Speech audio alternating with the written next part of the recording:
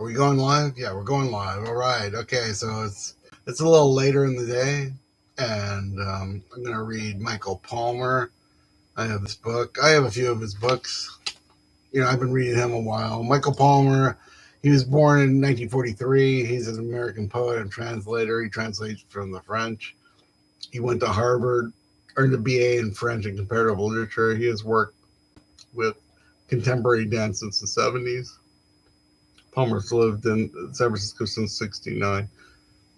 So he's a favorite. He might be. I mean, Michael Palmer's sort of a name which probably many people have. So it's like sometimes it gets kind of confused.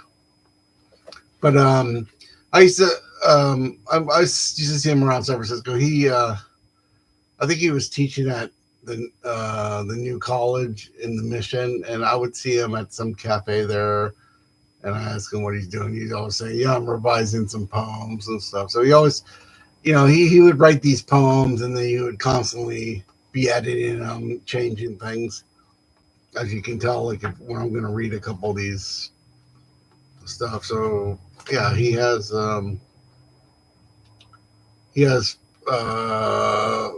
he's known for poetry volumes called Notes for Echo Lake, First Figure, and Sun. And he was on North Point Press.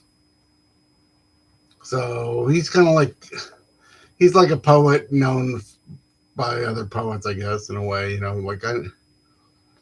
So I took a lot from him. Maybe I don't understand some of what he's doing, but I just kind of like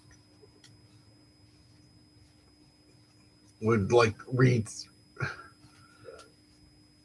things from him. So and just kind of use it in my own writing and stuff.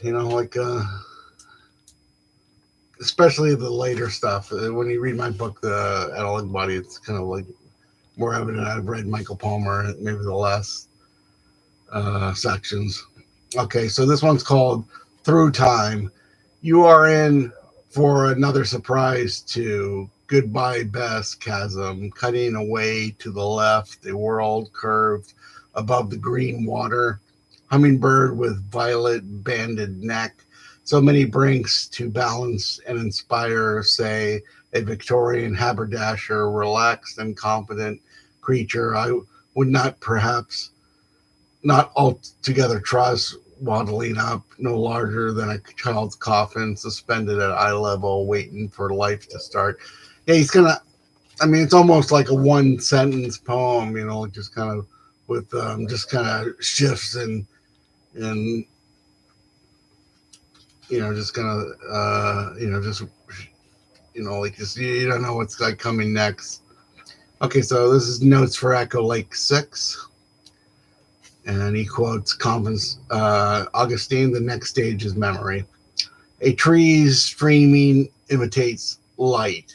While water gathers light behind the arm, the arm is held there. Water's bodies light to divide.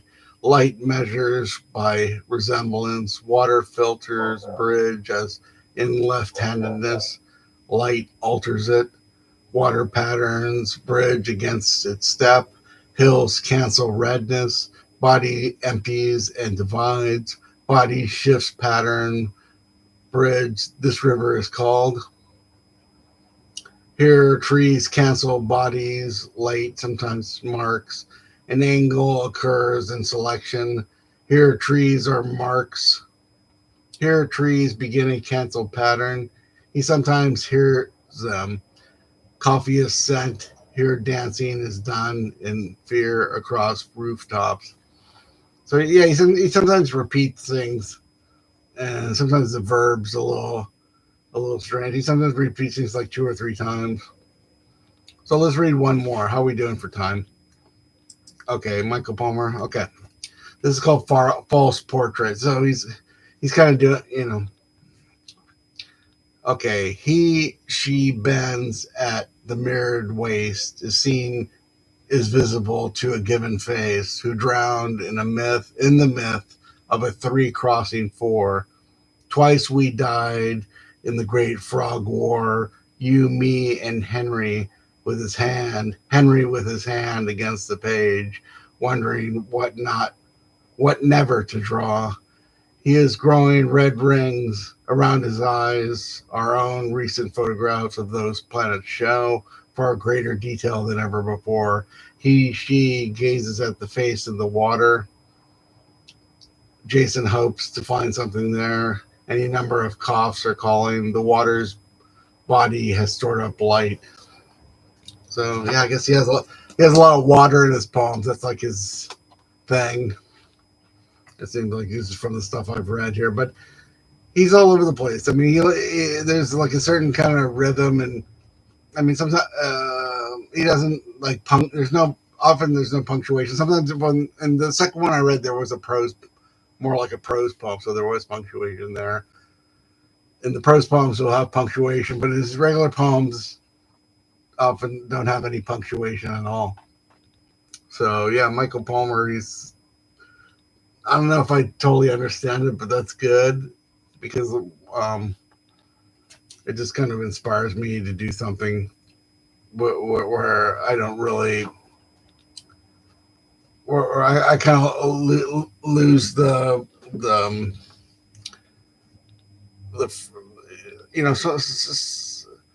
somehow I'm writing about something or I'm putting two things together that kind of don't really go together or somehow that seem right, but not logically or sometimes logically. Or sometimes it's anti-logic. Sometimes it's just like putting things together and see what will happen.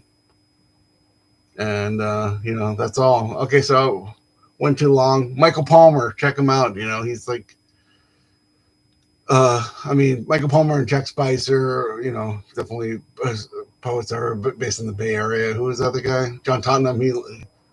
He's born in England, but he's been in LA for a long time. Okay, take care.